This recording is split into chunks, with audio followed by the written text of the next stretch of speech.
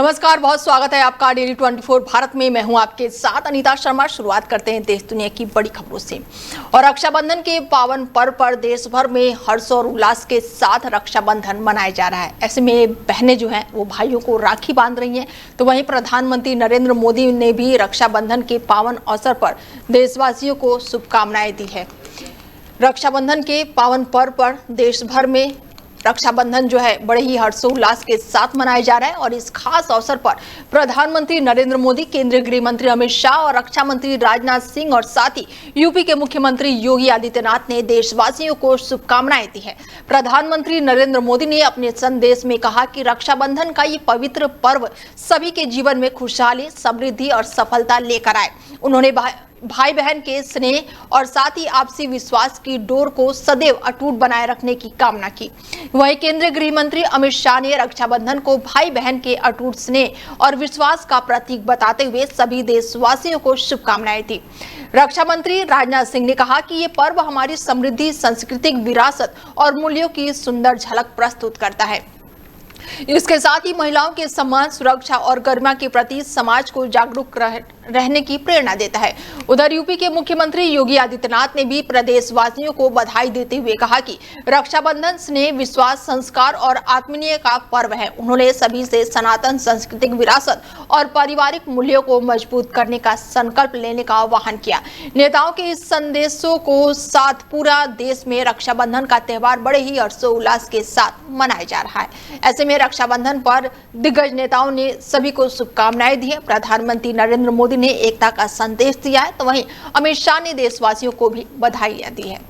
वहीं प्रधानमंत्री नरेंद्र मोदी ने खेलो इंडिया डायलॉग में कहा कि ये खेल की ताकत और हमारे युवाओं की ताकत को मिलाकर देश के निर्माण के बारे में है। प्रधानमंत्री नरेंद्र मोदी ने 27 अगस्त को कहा कि हमारा अक्सर सुनते हैं कि एक स्वस्थ समाज के लिए खेल की भावना होना जरूरी है और खेल का मैदान में जाए बिना इसे विकसित करना बहुत ही मुश्किल है। उन्होंने खेलो इंडिया डायलॉग में युवाओं को संबोधित करते हुए कहा कि खेल में हमें सिर्फ चैंपियन बनना ही नहीं बल्कि हमारी प्रतियोगिता बनना भी सिखाता है। पीएम मोदी ने कहा कि इस कार्यक्रम में सैकड़ों जिलों के कई खिलाड़ी हिस्सा ले रहे हैं और हर जिले में दुनिया के खेल जगत में अपनी पहचान बनाने की क्षमता है और इस क्षमता को समझते हुए हमें आगे बढ़ना होगा। मैंने भारतीय खेलों के सामने मौजूदा चुनौतियों को और भी लोगों का ध्यान दिलाया है। ऐसा ही एक चुनौती ओलंपिक से जुड़ी हुई है। भारत ओलंपिक में शामिल कई खेलों में हिस्सा नहीं लेता है।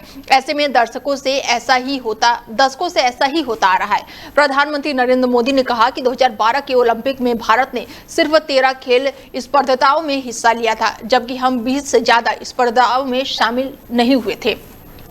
उदाहरण के लिए उन्होंने कहा कि हमारे पास बहुत लंबी विशाल पहाड़ी इलाका है और वाटर स्पोर्ट्स से लेकर वाटर स्पोर्ट तक हमारे पास इसके लिए जरूरी आबादी और साथ ही भौगोलिक स्थिति दोनों है, लेकिन इन खेलों में हमारी मौजूदा स्थिति नहीं है। इसलिए हमें ऐसे खेलों के लिए इकोसिस्टम विकसित करने की संभावनाओं पर ध्यान देना होगा और इसे और आगे बढ़ाना होगा। पीएम मोदी ने कहा कि मैंने 5 से 15 साल की उम्र में बच्चों की प्रतिभा को पहचानने के लिए एक बड़े टैलेंट हंट की घोषणा की है और हमें सिर्फ ये नहीं देखना है कि बच्चों की किस खेल में रुचि है, बल्कि ये भी देखना है कि वो किस खेल के लिए सबसे उपयुक्त है और हम उन्हें उसी के अनुसार प्रशिक्षित करना होगा।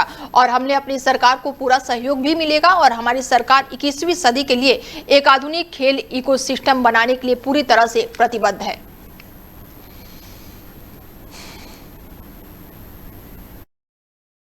साथियों, इस बार लाल किले से मैंने खेलों से जुड़ी एक बहुत बड़ी चुनौती की तरफ भी देश का ध्यान दिलाया है।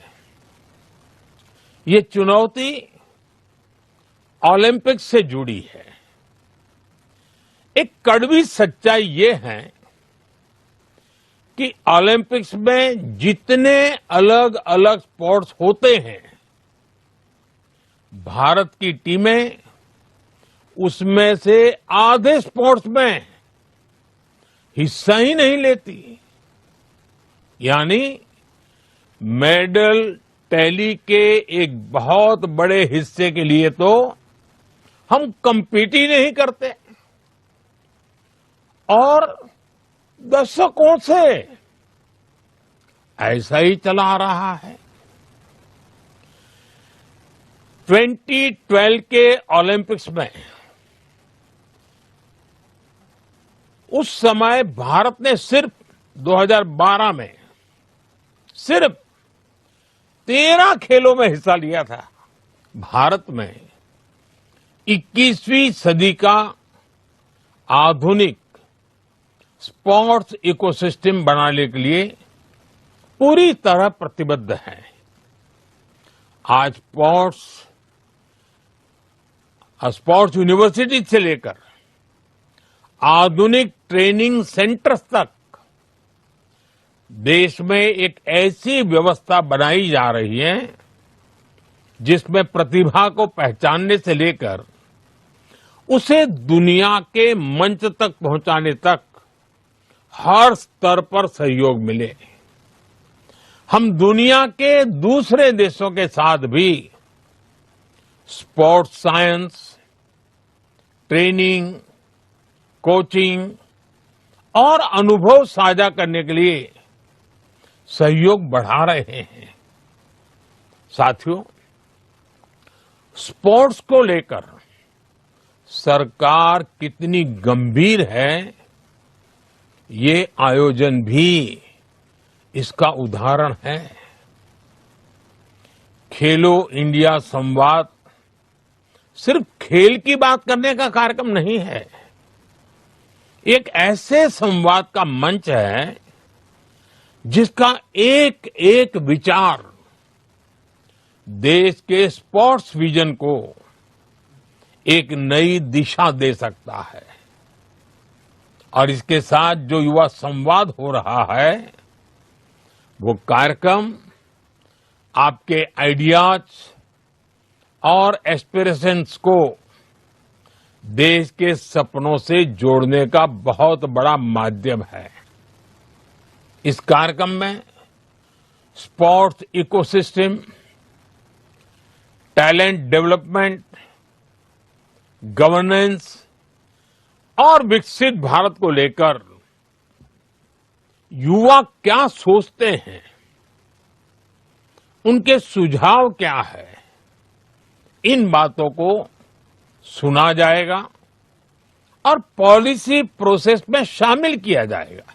साथियों, वहीं हरियाणा विधानसभा में कांग्रेस ने अलग अलग मुद्दों को लेकर हंगामा किया और इसकी वजह से सदन की कार्रवाई स्थगित करनी पड़ी। सदन के बाहर भी कांग्रेस के विधायकों ने प्रदर्शन किया और हरियाणा विधानसभा के मानसून सत्र के पहले दिन कांग्रेस विधायकों ने सड़क से लेकर सदन तक सरकार को घेरा। कानून व्यवस्था, दिल्ली में छात्रों पर कार्रवाई और राम मंदिर चढ़ावे की चोरी के मुद्दे पर कांग्रेस विधायकों ने पैदल मार्च किया और इस दौरान पुलिस और कांग्रेस विधायकों के बीच झड़प भी हुई। कांग्रेस का आरोप है कि पुलिस ने विधायकों को रोकने के लिए जगह जगह बैरिकेडिंग की और साथ ही बल प्रयोग यानी कि लाठीचार्ज भी किया। इससे कई विधायकों को चोट आई है। विधानसभा में नेता प्रतिपक्ष और पूर्व मुख्यमंत्री भूपेंद्र सिंह हुड्डा ने एक्स हैंडल पर पैदल मार्च की कुछ तस्वीरें और वीडियो शेयर की, जिसमें बैरिकेडिंग करके पुलिस विधायकों को रोकने की कोशिश करते हुए दिखाई दे रही है।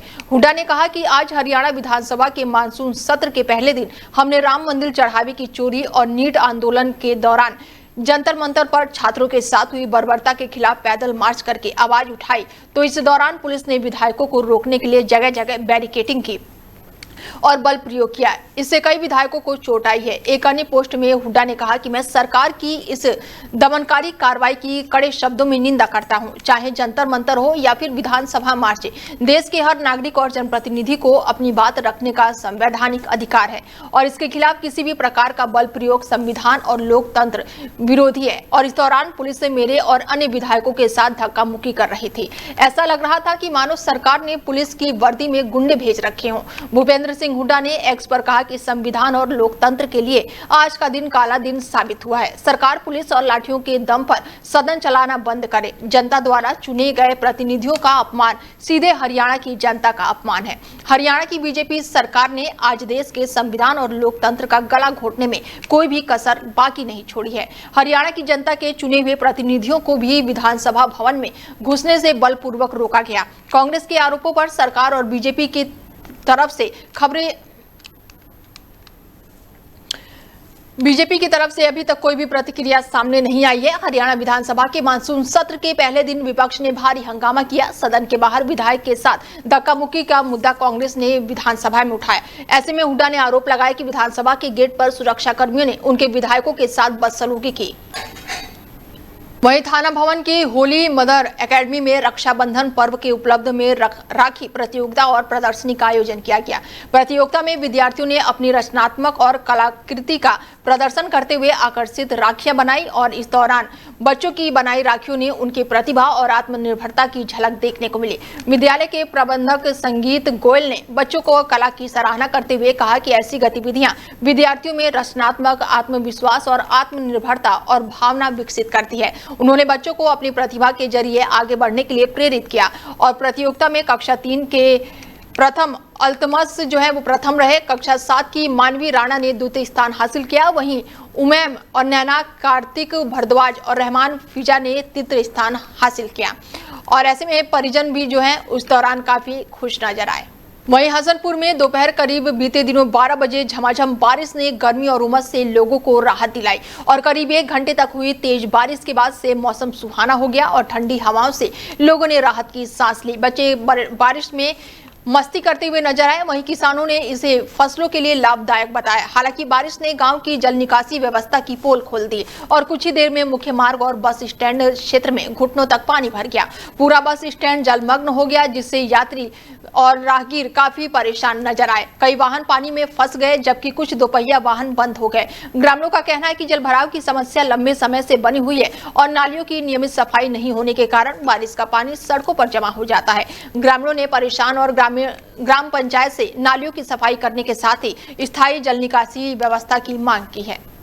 वहीं बुलंदशहर के खुर्जा कोतवाली क्षेत्र के जंक्शन रोड स्थित कामधेनु डेयरी के पास वन विभाग की जमीन पर इंटरलॉकिंग कर बनाए गए कथित अवैध रास्ते की जल्द ही कब्जा मुक्त कराने की तैयारी है। आरोप है कि कुछ लोगों ने वन विभाग की भूमि पर अतिक्रमण करके रास्ते का निर्माण करा दिया और मामला सामने आने के बाद से वन विभाग ने कार्रवाई की तैयारी शुरू कर दी है। विभाग के अधिकारियों के मुताबिक शमशान घाट के लिए रास्ता राजस्व विभाग पहले ही आवंटित कर चुका है। वहीं शमशान घाट की 4 दीवारी करने के लिए भी संबंधित लोगों को नोटिस दिया गया है। वन विभाग के अनुसार उनकी जमीन पर अतिक्रमण का रास्ता बनाने वालों के खिलाफ नियमानुसार कार्रवाई की जाएगी और जमीन को कब्जा मुक्त कराया जाएगा। वहीं स्थानीय स्तर पर कुछ लोगों पर वन विभाग के खिलाफ गलत आरोप लगाने के भी आरोप लगाए गए हैं। हालांकि रंगदारी से जुड़े आरोपों की स्वतंत्र पुष्टि नहीं हुई है। विभाग पूरे मामले की जांच के बाद से ही आगे की कार्रवाई करेगा। सर, आज इजू मौजपुर गांव में ग्रामीणों ने प्रदर्शन किया है। उनका ये आरोप है कि जो वन विभाग की जमीन है उनमें से प्रॉपर्टी डीलर अपने मुनाफे के लिए, फायदा कमाने के लिए जमीन में से वो रास्ता निकाल रहे हैं। जी, क्या प्रकरण है सर? दिनांक 18 को रविशंकर शर्मा के द्वारा एक आवेदन दिया गया था माननीय प्रभारी मंत्री के थ्रू डीएफओ ऑफिस में। 19 तारीख को हमें प्राप्त हुआ। इसकी जांच 23 अगस्त को करवाई गई, संडे को, जब कुछ ग्रामीण वहाँ पे जेसीबी मशीन के थ्रू कुछ खुदाई करने का प्रयास कर रहे थे और दीवार लगाने का प्रयास कर रहे थे वन विभाग की ज़मीन पे। मौके पे ग्रामीणों से पूछताछ की गई। पता चला कि वहाँ पे कुछ लोगों के द्वारा ट्रैक्टर के डंपर्स यूज़ करके पॉटरी की जो वेस्ट मटेरियल है उसको डाला गया है और रास्ते बनाने का प्रयास किया गया था। जो प्राथमिक जांच की गई उसमें पता चला कि दिनांक 10 तारीख को कुछ लोगों के द्वारा ट्रैक्टर ट्रॉली रात के 8 बजे वहाँ पे डंप किया गया था मटेरियल वन विभाग की ज़मीन पे। रास्ता बनाने का प्रयास किया जाने का कोशिश की जा रही थी, बट मौके पे जब जांच की गई है तो चौकी इंचार्ज के पास सूचना आई। चौकी इंचार्ज पुलिस विभाग के द्वारा उस पर 2 ट्रैक्टर चौकी पे पहुंचाए गए। अगले ही दिन कुछ ग्रामीणों के द्वारा तहरीर भी दी गई और जो एप्लीकेशन जिसके तहत पुलिस विभाग ने वो ट्रैक्टर रिलीव किए उसमें उनके द्वारा ब्लॉक सचिव राजकुमार सिंह और राजकुमार प्रधान के द्वारा एक तहरीर दी गई चौकी इंचार्ज को कि ट्रैक्टर रिलीव कर दिए जाएं और ये कार्य ग्राम पंचायत के द्वारा कराया जा रहा है। वहीं बुलंदशहर में अगस्त क्रांति दिवस के मौके पर करप्शन फ्री इंडिया के कार्यकर्ताओं ने सदर तहसील में कथित भ्रष्टाचार के खिलाफ प्रदर्शन किया। कार्यकर्ताओं ने तहसील परिषद में भ्रष्टाचार और रिश्वतखोरी के आरोप लगाते हुए जमकर नारेबाजी की। संगठन का आरोप है कि लेखपाल की रिपोर्ट के नाम पर लोगों से सुविधा शुल्क वसूला जाता है और दाखिल खारिज समेत कई राजस्व कार्यों में दलाली के जरिए रिश्वतखोरी की जाने के आरोप लगाए गए हैं। दावा किया गया है कि कार्यकर्ताओं ने आरोप लगाया है कि किसानों और आम लोगों को अपना काम के लिए महीनों तहसील के चक्कर लगाने पड़ते हैं। करप्शन फ्री इंडिया की ओर से मुख्यमंत्री के नाम ज्ञापन सौंपकर तहसील से कथित दलाल और प्रथा खत्म करने और भ्रष्टाचार के आरोपों की निष्पक्ष जांच करके कार्रवाई की मांग की गई है। संगठन के प्रवीण भारतीय ने कहा है कि भ्रष्ट व्यवस्था के खिलाफ उनका संघर्ष जारी रहेगा। उन्होंने चेतावनी दी कि यदि समस्याओं का समाधान नहीं हुआ तो आंदोलन को और भी तेज किया जाएगा। हालांकि लगाए गए आरोपों पर संबंधित अधिकारियों का पक्ष सामने नहीं आया है। वहीं बुलंदशहर में नगर कोतवाली क्षेत्र में एक महिला सफाई कर्मी ने मशीन ऑपरेटर पर बदनीयती से पकड़ने का आरोप लगाया है। पीड़ित के अनुसार वो छठी बिल्डिंग के एक कमरे में खाना खा रही थी और आरोप है कि इसी दौरान पीछे से मशीन ऑपरेटर शिवम ने उसे कथित तौर पर गलत नीयत से दबोच लिया। पीड़िता ने घटना के बाद से नगर कोतवाली पहुंचकर आरोपी के खिलाफ लिखित शिकायत दर्ज कराई है। ऐसे में पुलिस ने महिला का मेडिकल परीक्षण कराया। पीड़िता की तहरीर के आधार पर इंस्पेक्टर ने FIR दर्ज करने के निर्देश भी दिए हैं और पुलिस अधिकारियों ने पीड़िता को मामले की जांच करके आरोपी के खिलाफ नियमानुसार कार्रवाई का भरोसा दिया है। घटना के बाद से आरोपी के मौके से फरार होने की बात सामने आई है। पुलिस उसकी तलाश में जुटी हुई है। आप जो मेडिकल कराना है, ये क्या घटना घटी है आपके साथ? ये छेड़खानी हुई थी सर मेरे पास। बताइए क्या हुआ है? ये मैं खाना खा रही थी, उसमें 3 बार गया था वो लड़का। कौन है लड़का वो? शिवम नाम है उसका। अच्छा जी, चौथी बार में उसने मैं बैठी थी पीछे तो उसने मेरे कोरी बल्ले और उसने छेड़खानी करी थी उसने? हाँ जी सर। क्या काम करता है वो लड़का यहाँ? ये इधर मशीन का काम करता है। मशीनों पर काम करता है। आपके द्वारा तहरीर दे दी गई है? जी सर। तो मेडिकल आपका हो गया है? जी सर। अब आप क्या चाहते हैं? उसे जेल बताना चाहते हैं। जेल जाए वो। वहीं नेपाल में आई भीषण प्राकृतिक त्रासदी के बीच किसान नेता राकेश टिकैत ने पोखरा से वीडियो जारी करके अपनी सलामती की जानकारी दी है। उन्होंने बताया कि उनके साथ नेपाल गए 8 से 9 सदस्यों का पूरा प्रतिनिधिमंडल सुरक्षित है। राकेश टिकैत ने वीडियो में कहा है कि आपदा के बाद से कई रास्ते बंद हो गए हैं, जिसके चलते उन्हें अपनी गाड़ी वहीं छोड़ दी है। उन्होंने पोखरा में लगातार हो रही बारिश और खराब मौसम की स्थिति भी वीडियो में दिखाई है। टिकैत के मुताबिक उनका दल अब पोखरा से काठमांडू पहुंचेगा और वहां से फ्लाइट के जरिए दिल्ली लौटेगा। उन्होंने बताया कि नेपाल में कई पर्यटक फंसे हुए हैं और कुछ लोगों के लापता होने की जानकारी सामने आई है। उन्होंने स्थानीय किसान संगठनों से संपर्क करके प्रभावित लोगों की मदद करने की बात कही है। टिकैत ने सरकार और स्थानीय लोगों से अपील की कि नेपाल में फंसे पर्यटकों और स्थानीय नागरिकों को सुरक्षित उनके घर पहुंचाने में हर संभव मदद की जाए। उन्होंने वीडियो के जरिए फोन कर हालचाल पूछने वाले सभी शुभचिंतकों का भी आभार जताया। सभी का धन्यवाद। जय हिंद संविधान। आज हम हैं नेपाल में और नेपाल में जो सुबह ये त्रासदी आई है 26 तारीख को, हम भी कुछ इसके उसमें बचे हैं। हमारी जो गाड़ियां हैं वो हमने छोड़ दी और हम कल यहाँ से फ्लाइट से काठमांडू जाएंगे और काठमांडू से फिर हम वापसी दिल्ली आवेंगे। अभी हम जहाँ पे हैं सुरक्षित हैं, हम पोखरा में हैं और ये बड़ी तबाही नेपाल में है, लेकिन यहाँ पे हम सब लोग सुरक्षित हैं। जो भी एक डेलीगेशन हमारा 8-9 लोगों का है, हम सब सुरक्षित है। यहाँ पे ही रुके हुए हैं। लेकिन यहाँ का आप ये देखोगे कि जो जिस तरह से बादल और बारिश का हिसाब है, ये पूरा पोखरा है, पोखरा शहर है ये, और ये इधर पूरी बारिश। वहीं बुलंदशहर के सिकंदराबाद क्षेत्र में लगातार बारिश के चलते राशन डीलर की दुकान का लेंटर जो है अचानक से ही भरभरा कर गिर गया।